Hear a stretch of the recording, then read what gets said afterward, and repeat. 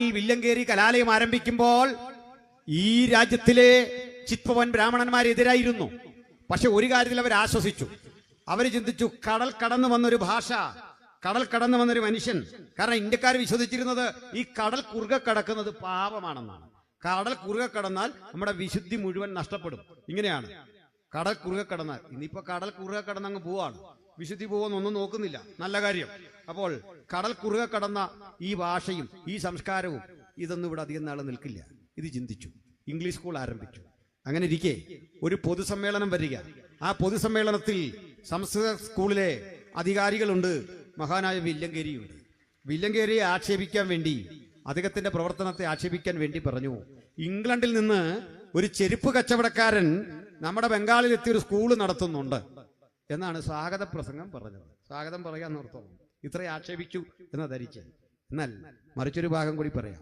വില്ലങ്കേരിക്ക് മറുപടി പ്രസംഗത്തിന് അവസരം കിട്ടിയപ്പോ രണ്ട് വെട്ടുകല്ല ചെയ്തേ. അദ്ദേഹം എന്താ പറഞ്ഞെന്നറിയണ്ടേ?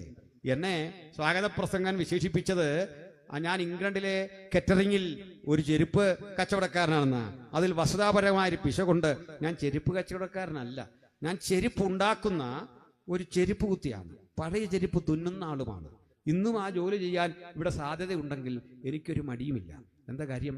ജോലി ചെയ്യുന്നവനെ മോശമായി കണ്ട ഒരു രാജ്യവ്യവസ്ഥിതി ഇവിടെ നിലനിന്നിരുന്നു, ഒരു വ്യവസ്ഥിതി നിലനിന്നിരുന്നു.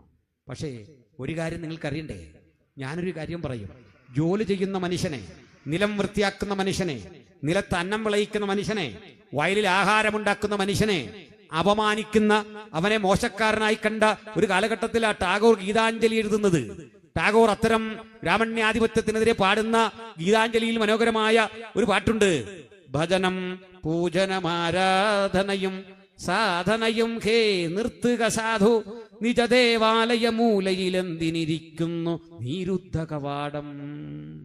നിഭൃതമിരുട്ടിൽ നീ ഇരുന്നു കൊണ്ട് ധ്യാനിക്കുന്ന ആ ദൈവം എവിടെ? അദ്ദേഹം പറയാണ്, വടിനിലമൊരുക്കും പണിയാളൊരുടും വർഷം മുഴുവൻ വഴി നന്നാക്കാൻ പെരിയ കരിങ്കൽ പാറ നുറുക്കി നുറുക്കി പണിയെടുക്കുന്ന ആ മനുഷ്യന്റെ ഒപ്പമാണ് ദൈവം. ഇതാണ് ടാഗോർ ഗീതാഞ്ജലിയിൽ പറയുന്നത്. അപ്പൊ പണിയുടെ മഹാത്മ്യം മനസ്സിലാക്കാതെ, തൊഴിലെടുക്കുന്നവന്റെ മഹാത്മ്യം മനസ്സിലാക്കാതെ അവനെ അവഹേളിച്ച് അപമാനിച്ചിരുന്ന ഒരു കാലഘട്ടം.